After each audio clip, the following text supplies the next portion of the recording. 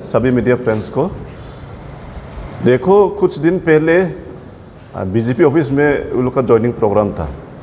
उसका बारे में मैं रिप्लाई देने का ज़रूरी नहीं समझा था, लेकिन भी मुझे मेरा वेयर विशर्स लोग, मेरा आदमी लोग बहुत फ़ोन करके बोल रहे जवाब दो जवाब दो। वो अपना आपको क्या समझता है ऐसे बोल रहे हैं, इसलिए मैं भी जवाब देने मांगता है। देखो सातमिनथांग खोंसाई के साथ मेरा कुछ पर्सनली कुछ दुश्मनी ऐसा कुछ नहीं है। फिर भी देखिए, वो सातमिनथांग खोंसाई को क्या पब्लिक ने अच्छा लग के पब्लिक में एक्सेप्ट करके उसको हराया नहीं क्या? सीएम से बोला हम तो हारने वाला आदमी है, रिजेक्ट वाला है, रिजेक्ट माल है बोला। तो क्या सातमिनथांग खोंसाई अच्छा माल है नहीं क्या? वो भी तो हारा ना, दो बार हारा। हम तो सिर्फ एक बार ही हारा। और देखिए हाफलोंग में जो अभी जीत के है डॉनफन थाउजेंड, वो भी तो हमरी में 3-2 वोट से हारने वाला है ना। देखो डॉनफन थाउजेंड के साथ मेरा कुछ ये नहीं है, वो भी अपना ही आदमी है। पॉलिटिक्स में हार जीत होता है, वो लोग भी समझता है। लेकिन हम लोग देवलाल का जो जवाब है ना, उसको जवाब दिया है। वो लोग का साथ मेरा कुछ ये नहीं है। देखो देवलाल गौरलो साहब अपना आपको क्या समझता मालूम नहीं है। वो अपना आपको इतना बड़ा लीडर समझता होने से ना, नेक्स्ट MSC इलेक्शन में आप लोग में कॉन्टेस्ट करो हमारा साथ में।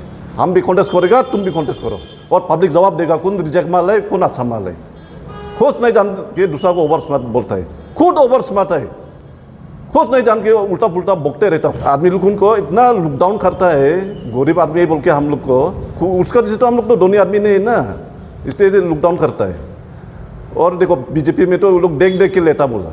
हाँ मालूम है, बीजेपी में सेलेक्ट होने क्राइटेरिया तो उसका जैसे होने लगेगा, पहला जंगल जाने लगेगा, एक्सटॉर्शन करने लगेगा, थाना से भागने लगेगा, ग्रेनेड फुटाई के, तब भी उसका बाद सरेंडर करेगा, एमओएस करेगा, बीजेपी में घुस जाएगा, उसका बाद तो जीत गया। ऐसा है बीजेपी में। हमको तो ये सब जाना भी नहीं है बीजेपी में, और वो लोग रिजेक्ट माल ये सब बोल देते। मैं आज इतना ज़्यादा कुछ नहीं बोल के मैं यही बात ख़त्म करता है। थैंक यू जुताई। तो नमस्कार मीडिया फ्रेंड्स। तो अभी आज बहुत दिन का बाद फिर दिमा हसाओ में कांग्रेस पार्टी का तरफ से प्रेस मीट किया गया। तो अभी दोनों हमारा ही साथी जो कांग्रेस का ही वर्कर है, इन लोग से जो सुनने मिला है कि दिमा हसाओ में क्या चल रहा है अभी हम खुद भी पता है।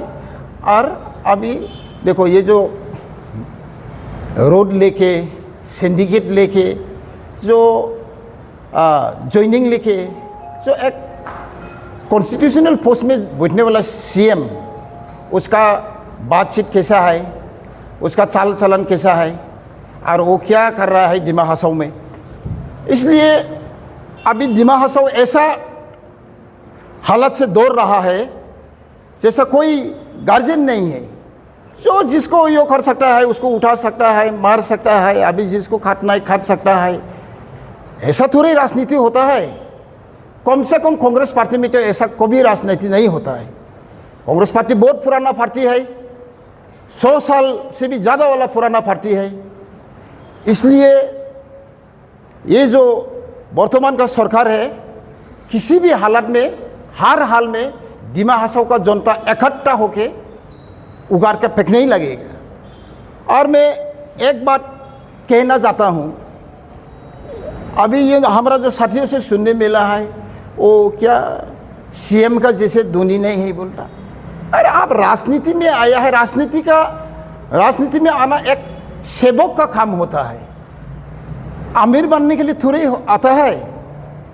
अरे राजनीति तो जनता को सेवा करने के लिए, सेवक के लिए आता है ना, या नेवा करने के लिए आता है। तो अभी ऐसा दौर चल गया अभी दिमा हसाओ में, तुम पॉलिटिक्स में घुस जाओ और खुद को अमीर बनाओ। ये राजनीति में ऐसा नहीं होता। राजनीति ये राजाओं का नीति है, ऐसा बिल्कुल भी नहीं होता है, होना नहीं चाहिए।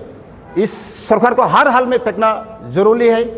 अगर दिमा हसाओ का जनता को खुद को बारे में अगर भला करना है तो इस सरकार को किसी भी हालत में फेंकना ही पड़ेगा, इस बीजेपी सरकार को।